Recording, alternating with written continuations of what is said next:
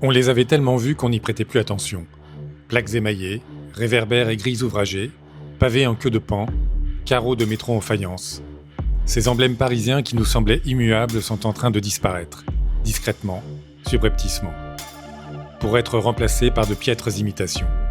Ainsi, les pavés immortalisés par Brassailles ou Willy Ronis ont cédé la place au bitume, à des dalles anonymes, pareilles à celles qu'on trouve dans les villes nouvelles ou n'importe où à l'étranger. Une à une, on remplace les plaques de rue émaillées par des modèles bas de gamme. À l'occasion des ravalements ou des changements de devanture, les originaux se volatilisent avant de réapparaître sur les sites de vente en ligne. Et que dire des belles grilles en fonte et des huisseries d'époque ?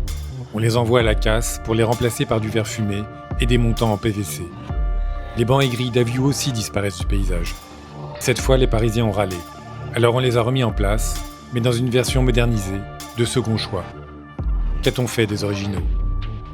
Même destin pour les stations de métro, dont les carreaux d'époque sont arrachés au marteau-piqueur et remplacés par leurs équivalents contemporains simplifiés, aseptisés, blafards.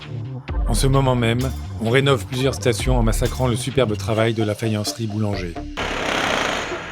Notre association vient de lancer une pétition pour demander l'arrêt de cette atteinte au patrimoine. Une parmi tant d'autres. Car tout y passe. Le toc et le kitsch remplacent les pièces historiques.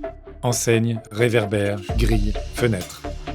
La rue parisienne devient un décor sans caractère, sans mémoire, qui n'a rien vu et ne raconte rien. Si nous n'y prenons garde, nous vivrons bientôt dans du simili, du pastiche de parc d'attractions, un arrière-plan pour Instagrammeurs et touristes en goguette.